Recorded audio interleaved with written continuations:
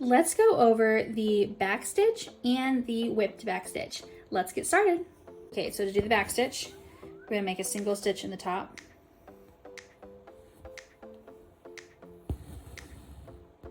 Okay, then we're gonna go down about the length of the stitch that you want, and we try to keep our stitches super even, but don't get out like a millimeter ruler. Remember, this is supposed to be a fun, relaxing thing, so I found that if I get too obsessed with the specific details, it's stressful and then it's not fun.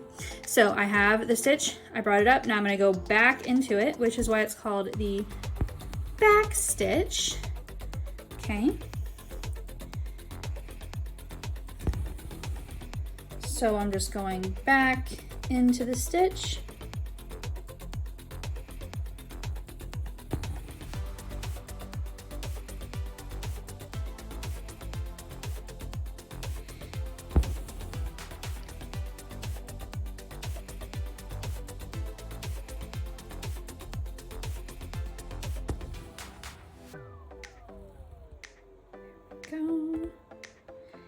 The back stitch is a fun way to do lettering. You can also use the back stitch for the stems of flowers or the stems of leaves. You can use it for anything that's straight or in a single line, even if it's not straight. As you can see, my stitches are a little bit uneven. That's okay. So I'm just following the line. For this, I use the pen that we include in our kits, the heat pen. So if you put this in a blow dryer or a heat source, it will go away, which is really nice. Because I don't know about you guys, but I am certainly not perfect when it comes to stitching. So we're almost to the bottom of the line. This over a little bit. Okay. Almost did as a back stitch. Definitely got it in there a little bit. So, okay, so now we're at the bottom. Okay. Now I think I'm going to actually switch the color to show you the whipped back stitch. So to tie off, you have two options. The first option is you can kind of run your thread underneath others and then you can tie it. The other option is to cut off. I just make sure I cut off enough to where I can tie it and it's not too small of a little thread. So I cut off a little bit and then I'm going to tie it together. I usually tie it twice.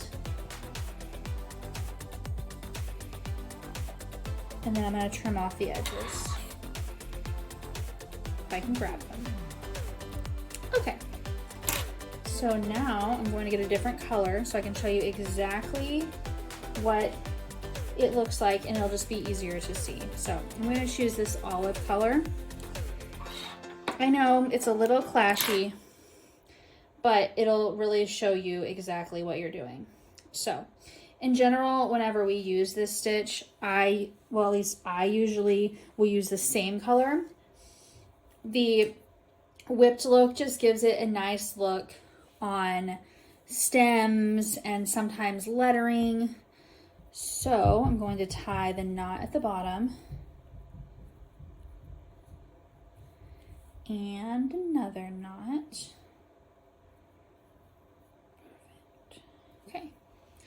Flip back over my hoop and get it in the right place. I'm going to zoom in so you can really see. Okay, so I'm going to start by coming up the top of the stitch. And now we're not going to go underneath at all. We're just going to be dealing with the top. So you can go whichever direction you want. I'm going to go towards the left. I just went underneath the stitch, but not underneath the fabric. So I'm pulling it through. Now I'm going to come over here, go underneath the stitch, not underneath the fabric. You can't hear any poking because it's not poking. under the stitch, and twist. Under the stitch, and twist. When you get done, just tuck it in. Now, or just put it back down. Now, I'm actually going to go back to the original color, and I'm going to show you what it looks like normally if you were using the same color, just so you know the effect that you're going for. Okay, I've got the coral back. Now I'm going to show you what it looks like in the same color. So I'm just going to loop in here. Again, you can go the other way. Like I can go this way and pull it to the right. It's just I personally feel more comfortable going this way, so that's the way I'm going to do. I'm just going under just the thread and pull. Under just the thread and pull. Under just the thread, whoops, and pull.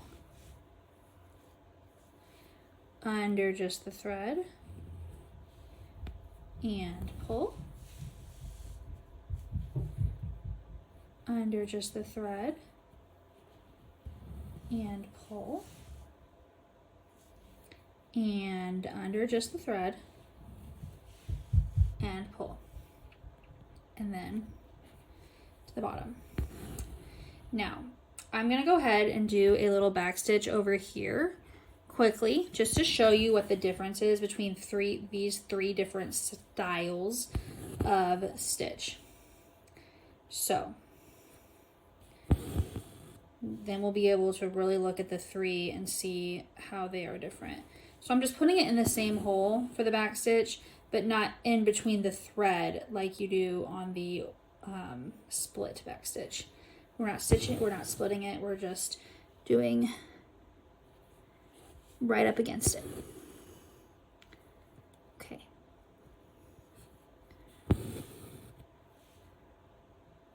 All right. So, the thing that I really like about the whipped and why I choose to use it sometimes is that it gives this like impression that the thread is all one and there are no holes. It's just my personal preference to not normally see the holes.